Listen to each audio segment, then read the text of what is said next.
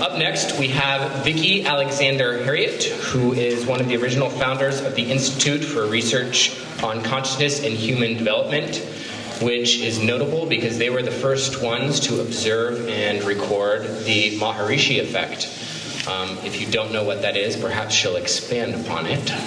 But I don't want to put any ideas in her head about how she should be doing it, because she will do it the best way possible.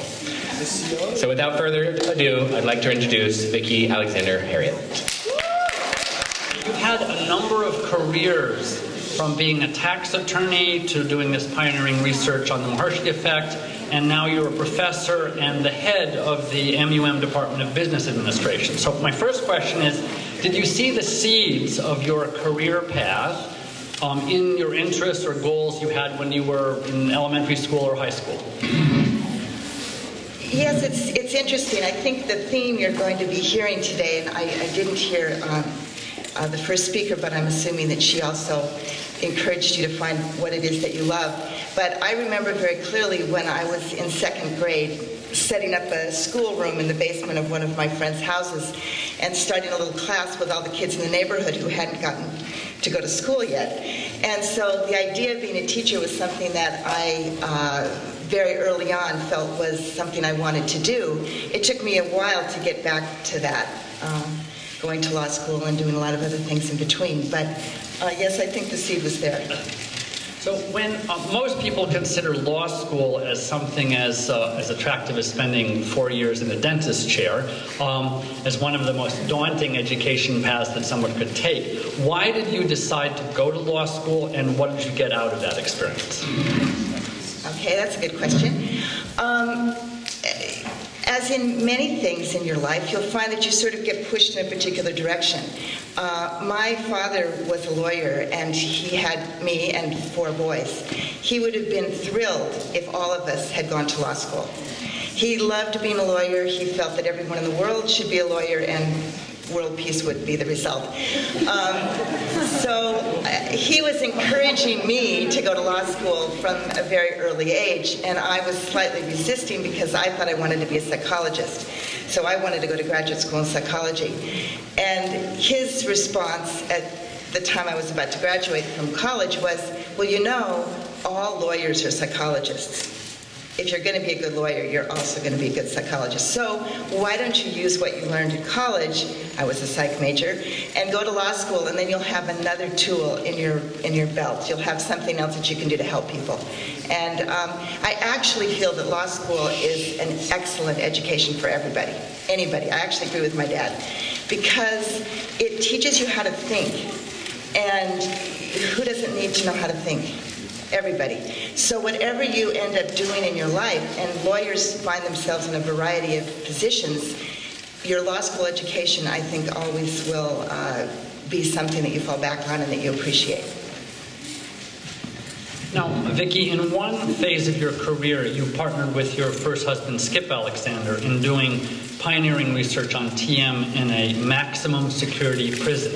Tell us about this maximum security prison, what it was like, what the environment was like, anything you can tell us about it. Okay, so if you can imagine the opposite of Fairfield and MSAE, then you can possibly imagine a maximum security prison. As Skip said, these were the kind of people who ate meditators for lunch. They weren't lining up at the local TM center to start TM. This was not a group who willingly even started TM. They started because when you're in a high maximum security prison, in order to get privileges, you have to do something that the prison wants you to do. So if you join clubs, that gets you points. And if you get points, you get privileges. So if they started TM, that was joining a club, and they could get points. Now, they didn't know how powerful it was going to be. And interestingly enough, when my husband went into the prison, he didn't tell people that he was a meditator or that he was even doing research on TM, because he was looking at all the different organizations that they belonged to and just doing research, comparing them all. So occasionally, the prisoners would come up to him, the meditators, and say, you know, we realize this is a really intense environment to be in. We just started this thing called Transcendental Meditation. It might be really good for you to do that. Because they recognized how tense it was. Now, just to give you an idea of how tense it was, when you say maximum security, you've probably seen a few movies that involve prisons, maybe. I don't know. Hopefully you didn't. But anyway, they're pretty tightly controlled. And within the prison, when Skip was doing the research, he was really looking at ego development. He was looking at how prisoners changed over time with the practice of TM. Now, one of the interesting examples, you can just see how they changed. Most of the prisoners hadn't gone beyond the 8th grade. Most of them really didn't have any expectation of ever going back to school. Some of them were taking some college classes. The ego development test is a test that asks you to complete a sentence. And one of the sentence stems was, what gets me into trouble is blank. And prisoners might say something like, my hands. Okay? If your hands get you into trouble, what can you do about it? Nothing. They're on their own, punching, pulling, taking things. I have no control. After people started meditating, that same sentence would be completed by saying, what gets me into trouble is my inability to control my temper. Wow. Now, all of a sudden, it's not something unconnected to me. Now, you probably think your hands are connected to you. These guys weren't feeling that way. They were feeling like their hands had a life of their own. But now they were recognizing that actually what got them into trouble was not this entity at the end of their arms, but their inability to control their temper. So this was a huge thing. And we found that the research really showed that by the end of the time that we were studying them, they had the same level of ego development as graduates of Harvard College. Yeah, now that wasn't what anybody expected. But interestingly, along that same line, we weren't looking at this, but the maximum security prison, as I said, is a pretty tight place. But within that environment, the normal year, they would have about 11 people who were murdered in the prison. Inside the prison? Inside the prison. When we started the TM program, that number went to 0. Now, we weren't thinking about that. We didn't actually even know the first fact until we were in the prison. But, and then at the end, they said, you know, I don't really know what's going on, but we haven't had any murders this year. So that sort of led into what we eventually then did, was look at the effect of the TM program on a larger society, not just on the individual, but on their environment. Now, before we get to that research, which is a whole other level, I want to ask you about the experience of being at law school. You mentioned to me that you were in a very small minority of female students at law school, both in initial law school and then later when you did specializations. Could you talk about what that experience was like? Yes, yeah, I'm one of the pioneers, I guess, in this area. When I went to an all-girls college, I went to Wellesley College, so I really wasn't, although I grew up with 4 brothers, I was used to guys. I wasn't expecting, when you go to an all-girls college, an all-women's college, the expectation is just, well, there's no competition, so you're all the best. There's no competition with guys. Everyone is just treated however you perform is how you perform. It has nothing to do with gender. So going to law school and finding myself as a distinct minority, the first law school I went to, there were 70 people in the class and 7 of us were women. Wow. Yeah. And then I went to many different law schools, and that's a long story. But the percentages got a little bit better at 2 of the other schools. But when I went to graduate school in tax, it was back down to, I was just telling Thomas, I actually don't remember that there were any other women in my class, but I think there probably were. But that was probably about 100, and maybe there were 5 or 6 women in that group. So but you know, that's not your world, so don't worry about it. Now everybody's, I think, much more expecting that women can do whatever they want. So that's the truth. And don't hesitate to go into a field. Law now is about 50-50, I would say, at most law schools. There easily are half the student body are women. But there may be other areas where you don't see that same percentage, and you may still be a pioneer in certain fields. So don't let that hold you back. And same with you guys. If you want to do something that's traditionally been considered a woman's field, and you're interested in it, don't hold back, because times change. And now being mothers, okay, maybe that's not going to happen, but there are lots of. You have to just find what it is that makes you happy, and I think gender is not going to be so much an issue now or in the future. You mentioned to me when we talked on the phone that even though this was a number of years ago, there was quite a lot of chauvinism, kind of sexism in the workplace. This was after you were out of school. How did you handle that? What resources did you draw on to deal with basically guys who were being jerks? Well, the best way to handle it is not to take it personally and to assume that they don't actually mean anything negative, because you just diffuse it when you do that. I was telling Thomas when I first joined my law firm in Boston, it was a big firm. I was number 128, lawyer number 128, joining the firm. They weren't used to young women being part of the lawyer side of the firm. So an older gentleman came up to me and gave me a big sheaf of papers that he wanted me to type, assuming that I was a secretary. And actually at the time I had really poor typing skills, so even if I had wanted to help him, I was the wrong person to choose. So I explained, nicely that I actually wasn't a secretary, and I sent him on his way. But there's no point in being offended or acting like, oh, how could you not know what I am? You just treat people with giving them the benefit of the doubt.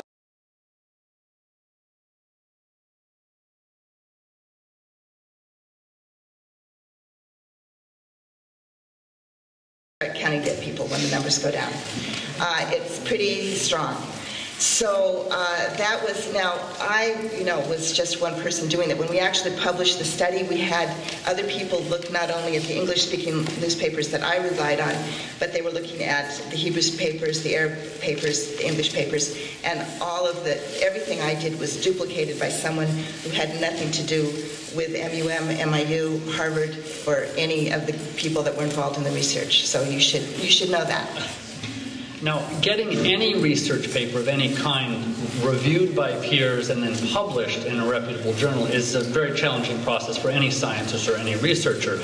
But in the case of your research, the very idea that a meditation practice in one part of a country could actually have a measurable influence, could reduce casualties on the war front, was really just completely mind-blowing. It was a revolutionary concept or hypothesis. Could you tell us about the challenges you faced in presenting this breakthrough research and dealing with what I'm assuming was pretty strong skepticism from the academic community? Well, it took a long time to get the paper published, for starts. One of the things we did before we even started the research project itself was my husband wanted, one of the criticisms that have been leveled against the TM research, and we had already had a couple of studies that involved the square root of 1% effect. We'd had a course in Amherst, and they had looked at the effect that course had had on the entire country. But they said, oh, well, you're just looking at the things that actually changed. And we'd like to see you predict in advance what you think will change and then see if those things actually happen. So that was one thing we did. And then we wanted to be sure that people knew that we were making this prediction in advance. So we got together a group of scientists, some of whom were meditators, some of whom were not, and asked them to be an advisory board for our research institute. And we lodged with them our predictions. First, we found out everything that we could possibly measure. And one of the good things about doing research in Israel is that there is enough infrastructure in the country that they can actually measure what's going on, but not everything. So we looked at interesting things like fires in Jerusalem, traffic accidents, the stock market, war deaths, accidents from anything we could find. Traffic accidents were a big thing in Israel. And all those things, interestingly enough, which seem to be like this. Now, you've probably seen brainwave research, and you see that normally the brain is just kind of going up and down like this. When we start meditating, the brain waves begin to become more coherent between the right and left hemisphere and between the front and back part of the brain. Some people are more familiar with this research than others, probably. Anyway, this coherence that we see happening in the brain of the individual meditator is just what we saw happening in the country of Israel. what would fires in Jerusalem have to do with war deaths in Lebanon? One would not think that they were connected. And when we didn't have the requisite number, they weren't connected. But as soon as we had the number, everything started moving in a very synchronous fashion, just like the brainwaves of the individual. And when we were doing the research, I remember so clearly one of the research assistants racing into our room, and he'd been feeding in all the data, and he just got the printout. And he said, look at this, look at this. It's the brainwave of the country. And that's exactly what it was. And it was a very exciting thing to see because, honestly, we didn't know what was going to happen. We hoped that this is what was going to happen, but we were picking anything that anyone could measure. So we weren't really sure whether it would necessarily change in the way we wanted it to. And it's not our wanting to. It's just looking at the data. It's nothing we can even do anything about. Now, one of the things that happened when we were presenting the research to the scientists, of course, it's a huge idea. It's a paradigm-shifting idea to think that a small group of people can affect society as a whole. Actually, in Israel, it's not as unusual as it might be in some societies. We found that people were quite receptive to that idea because there's something in the Jewish tradition that supports it. But still, it was a challenging thing to do. And some people accused us of sending messengers to the war zone and telling them that we were going to have high numbers and that this was somehow going to affect the war. Now, I don't know what these guys were thinking. They have a very naive understanding of what war is all about, but we weren't doing that, I can assure you. And we were able to show, so we couldn't even get the people to stay in our group. If we could have got them to stop fighting some other way, I'm sure we would have thought of it. But anyway, we were able to show statistically that the numbers went up before the war deaths went down so that we could see that there was this direct correlation. And ultimately, they published the study in the most rigorous and well-known Journal of Conflict Resolution, which is published by Yale University. And they put a disclaimer in. And they said, look, we're not saying that this is necessarily, that we buy into this, but we can't fault the science. There's nothing wrong with the research. And so we have to publish it because we're a scientific journal. Wow. Yeah.